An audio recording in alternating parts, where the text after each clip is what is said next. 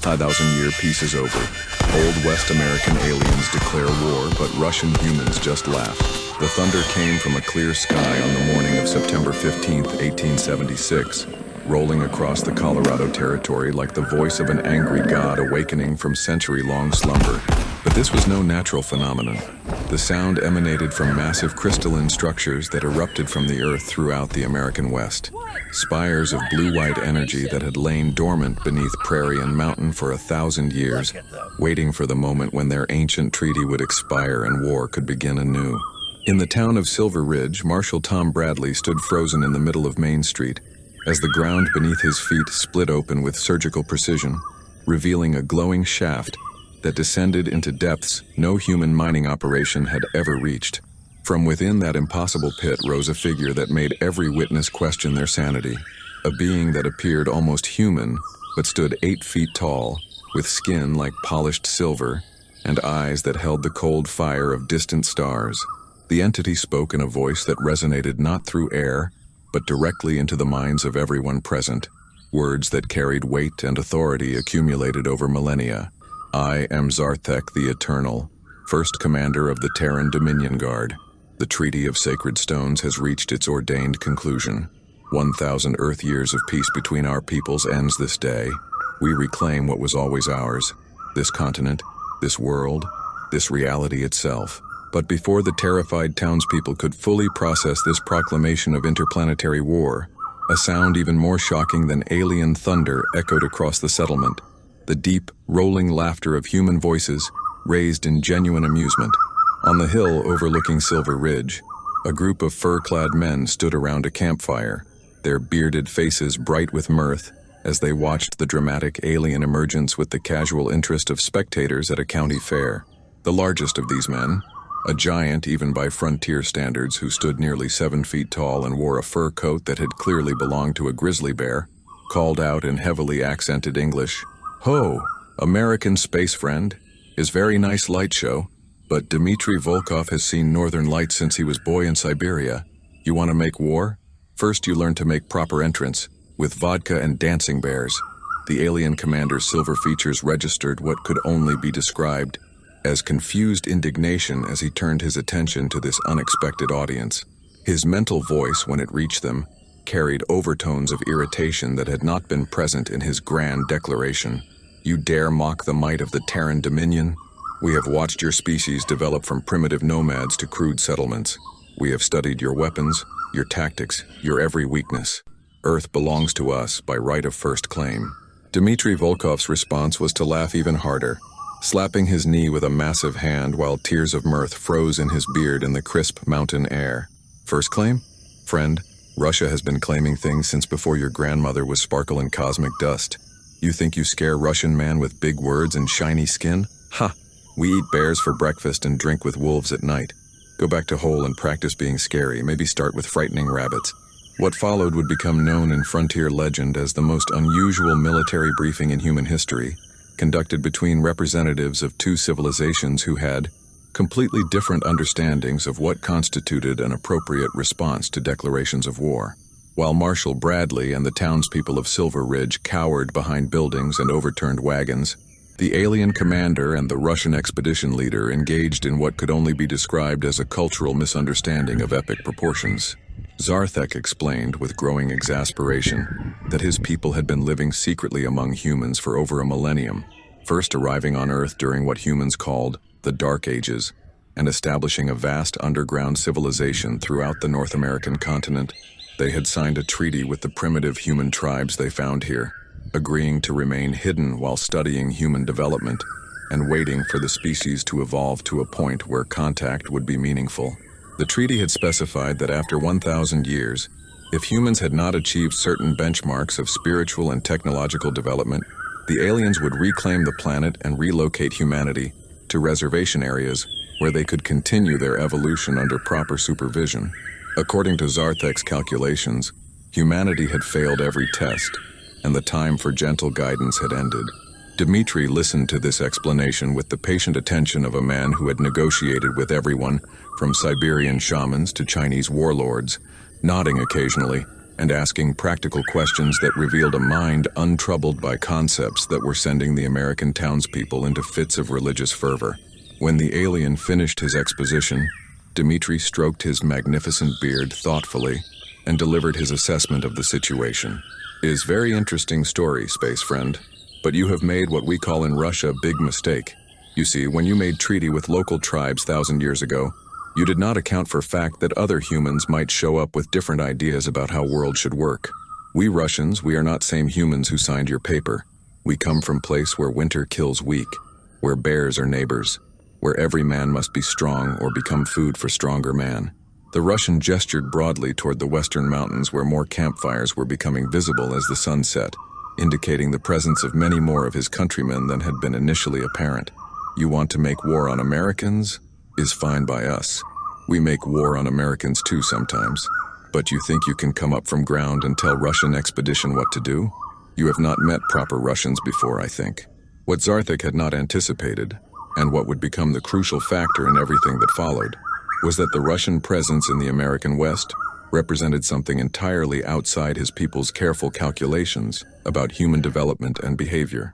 The aliens had spent centuries studying the indigenous populations and the European-descended settlers who had established the American territories, but they had no data about this particular group of humans who had appeared in their claimed territory. The Russian expedition, led by Dmitry Volkov and consisting of 47 of the most formidable frontiersmen the Siberian wilderness had ever produced, had come to the Colorado Territory not as part of any official government mission, but as freelance entrepreneurs seeking opportunities in the aftermath of the American Civil War. They were men who had survived the harshest environment on Earth, who treated armed conflict as a recreational activity, and who viewed any attempt to intimidate them as a personal challenge worthy of enthusiastic response. More importantly, from Zartek's perspective, they were completely unimpressed by displays of advanced technology that had terrified every other human group the aliens had ever encountered.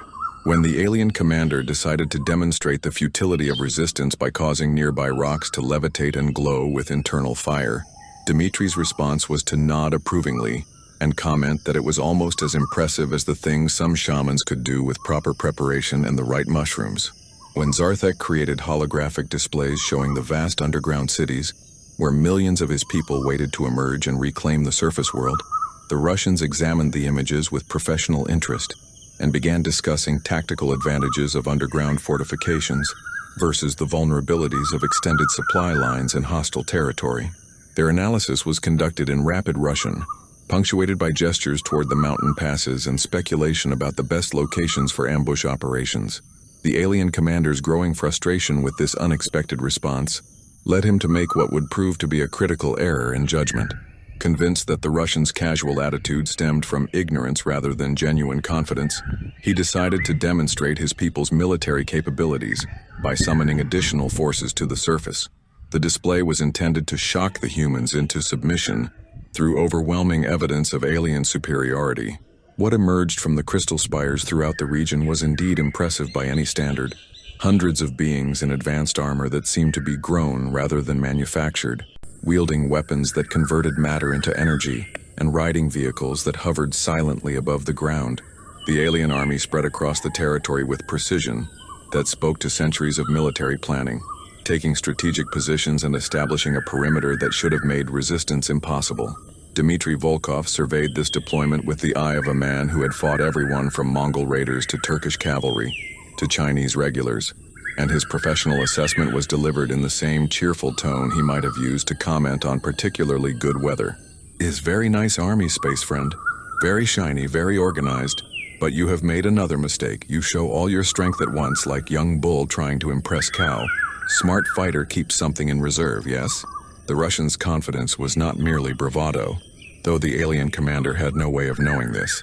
Dmitri's expedition included not only veteran soldiers, but also individuals whose backgrounds encompassed experiences that even the aliens' extensive databases could not have predicted. Among his men were former guards, officers who had faced Napoleon's Grande Armée, Cossack cavalry who had fought across half of Asia, and Siberian hunters who had tracked and killed creatures that existed in no zoology textbook. More importantly, their leader possessed resources that no human army in the American territories could have matched.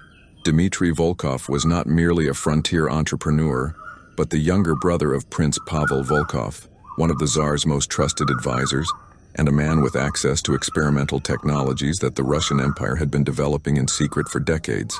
When the alien army completed its deployment, and Zartek issued his final ultimatum, surrender or face annihilation, Dmitri's response was to reach into his coat and withdraw a device that made the alien commander's silver features register the first genuine alarm he had shown during the entire encounter. The object in the Russian's hand was unmistakably technological, but its design principles were completely foreign to the alien's understanding of human capabilities. "You want to make war?" Dmitri asked, his cheerful demeanor unchanged as he activated the device. "Is good. We Russians, we love good war. But first let me show you something my brother sent from St. Petersburg. He calls it Tsar's Thunder. Is very loud, very bright, makes very big impression on enemies." The device began to emit a low harmonic tone that seemed to resonate through the crystal spires themselves, causing the alien technology to fluctuate and spark in ways that clearly concerned its operators. Zartek demanded to know what kind of primitive human mechanism could interfere with Dominion systems, but Dmitri's explanation only deepened the mystery. Is not primitive, space friend. Is very modern, very expensive. Russian Empire has been trading with many interesting people for many years. Chinese alchemists, British inventors, even few wandering strangers who claim to come from stars like you. We learn much. We build much. We prepare for day when someone thinks Russians are easy target. What the alien commander could not have known was that the Russian Empire's expansion across Asia had brought them into contact with technologies and knowledge bases that were completely outside Western European development patterns. The device Dmitri carried was the product of decades of collaboration between Russian engineers and individuals whose origins were as mysterious as the aliens themselves, resulting in capabilities that no human military force was supposed to possess. The standoff that followed lasted through the night, with both sides assessing their opponents and revising their tactical assumptions in light of unexpected capabilities. The aliens found themselves dealing not with the primitive humans their reconnaissance had prepared them for, but with adversaries who possessed technology that could neutralize some of their key advantages. The Russians, meanwhile, were discovering that their opponents' capabilities extended far beyond impressive light shows and included genuine threats that would require serious countermeasures. But the most significant development was the effect that this confrontation was having on the American witnesses to the encounter. Marshal Bradley and the people of Silver Ridge, initially terrified by the alien emergence and confused by the Russians' casual response, gradually began to understand that they were witnessing something unprecedented in human history, a military stalemate between forces that represented entirely different approaches to warfare and civilization. As dawn broke over the Colorado Territory, three different groups found themselves in a position none had anticipated. The aliens, confident in their superiority and expecting quick victory, were faced with opponents who not only refused to be intimidated, but possessed capabilities that threatened their technological advantages. The Russians, prepared for conflict but hoping to avoid unnecessary casualties, were dealing with adversaries whose abilities required tactical innovations they had not previously considered. The Americans, caught between two forces they barely understood, were beginning to realize that their future might depend on choices made by people who had no particular loyalty to American interests. The resolution of this unprecedented crisis would require diplomacy, deception, and desperate courage from individuals on all sides, but it would begin with Dmitri Volkov's proposal for what he called civilized solution to uncivilized problem. The Russian leader suggested that rather than devastating the territory with a war between superior forces, the three groups should negotiate a settlement that acknowledged everyone's legitimate interests, while avoiding the destruction that would inevitably result from continued conflict. His proposal was audacious in its simplicity. The aliens would be recognized as the rightful claimants to the underground territories they had occupied for a millennium. The Russians would be granted surface rights to specific areas where they could establish trading posts and settlements, and the Americans would retain control of their existing communities under a cooperative agreement that benefited everyone involved. Zartek's initial response was to dismiss this suggestion as presumptuous bargaining by inferior species. But Dmitri's counter-argument revealed the strategic thinking that had made him successful in negotiations across 3 continents. The Russian pointed out that a war between their forces would inevitably attract the attention of the American government, which would respond by sending federal troops equipped with the latest military technology. Even if the aliens could defeat such forces, the conflict would expose their presence to the entire world and force them to either conquer the planet immediately or face coordinated resistance from multiple human governments. "You want to rule world," Dmitri observed, "is understandable goal for superior beings. But ruling world is different from conquering world. Conquest makes enemies. Cooperation makes allies. Smart ruler finds ways to get what he wants without making everyone else want to kill him." The negotiations that followed would become a model for interspecies diplomacy, conducted in the saloon of Silver Ridge, with Marshal Bradley serving as reluctant mediator between representatives of three civilizations who had radically different concepts of law, territory, and legitimate authority. The Americans contributed practical knowledge of local conditions and legal frameworks, while the aliens offered technological solutions to problems that had plagued frontier life for decades. The Russians provided the diplomatic expertise and strategic perspective that made cooperation possible despite fundamental disagreements about ultimate authority. The treaty that emerged from these discussions was unlike any document in human history, establishing precedents for coexistence between species that would influence interplanetary relations for centuries to come.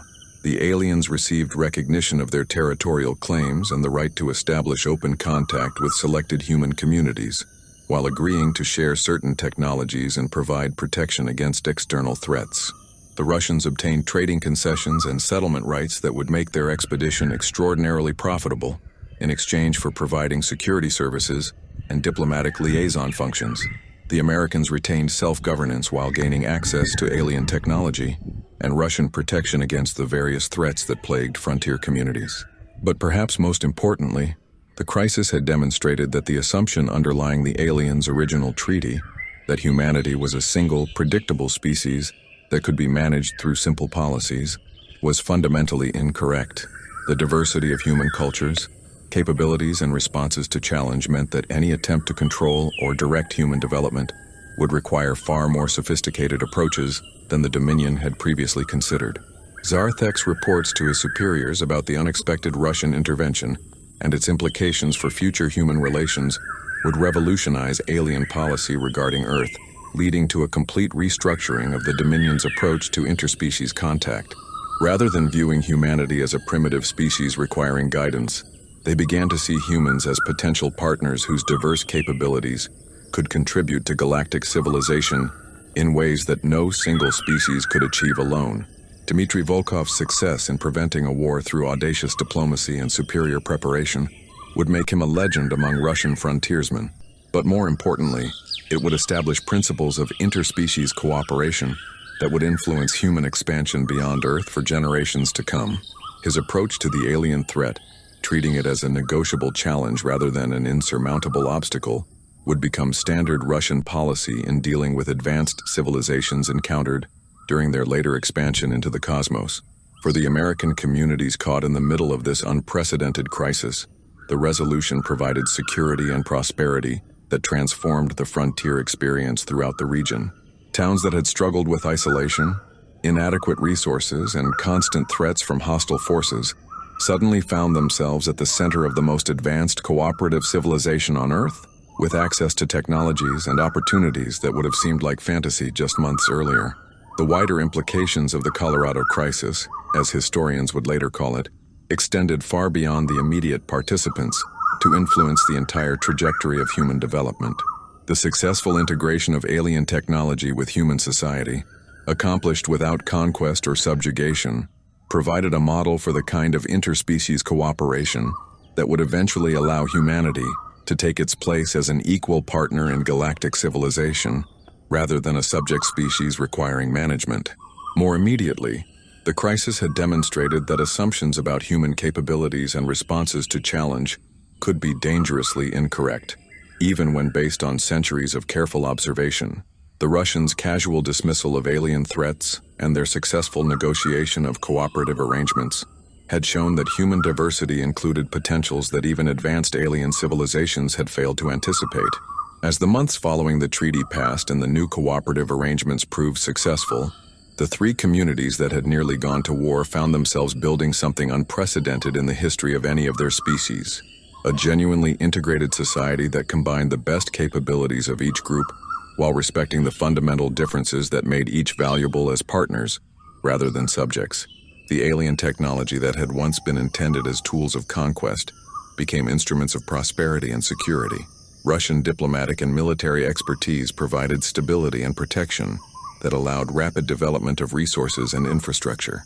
American knowledge of local conditions and democratic governance created systems that ensured the benefits of cooperation were shared fairly among all participants. But perhaps the most significant long-term consequence of the Colorado crisis was the lesson it taught about the power of laughter in the face of apparently overwhelming threats. Dmitry Volkov's decision to respond to alien intimidation with amusement rather than fear had not only prevented a war but had also revealed that many challenges that seemed insurmountable could be overcome through confidence, preparation, and the willingness to see opportunities where others saw only threats. The thousand-year peace that had ended with such dramatic declarations of war had been replaced by something even more valuable, a genuine partnership that transformed all participants and created possibilities that none could have achieved alone.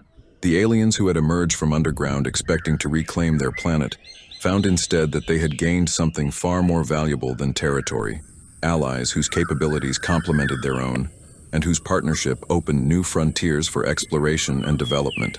The Russians who had come west seeking profit and adventure discovered opportunities beyond their wildest expectations, becoming pioneers in a new kind of frontier that stretched not just across continents but between worlds. Their success in the Colorado territory would inspire generations of Russian explorers and entrepreneurs to seek similar opportunities wherever human expansion encountered the unknown. The Americans who had faced the terrifying prospect of conquest by superior forces found themselves instead at the center of the most prosperous and advanced region in the Western Territories, beneficiaries of technologies and partnerships that transformed every aspect of frontier life, from mere survival to genuine civilization. As the sun set over Silver Ridge on the first anniversary of the day, when war had been declared and peace had been negotiated in its place, representatives of three civilizations gathered to celebrate not conquest or submission, but cooperation and mutual respect. The crystalline spires that had once emerged as symbols of alien dominance now served as communication arrays that connected Earth to galactic networks of knowledge and commerce. The weapons that had been prepared for war had become tools for building and protecting the most successful interspecies community in known history. And in the saloon where the most important treaty in human history had been negotiated, Dmitry Volkov raised a toast to his alien and American partners, to peace that is better than war, to cooperation that is stronger than conquest, and to laughter that defeats fear. May we always remember that biggest problems sometimes have simplest solutions, and strongest enemies can become best friends when they learn to see each other clearly. The laughter that had first greeted the alien declaration of war had become the foundation for a peace that would last far longer than the 1,000 years that had preceded it, proving that sometimes the most powerful weapon against any threat was the confidence to find it amusing rather than terrifying. In the end, the war that was supposed to decide the fate of Earth had become instead the beginning of humanity's partnership with the stars, started not by conquest or submission, but by the simple recognition that different did not have to mean enemy, and that the universe was large enough for everyone who was willing to share it with others.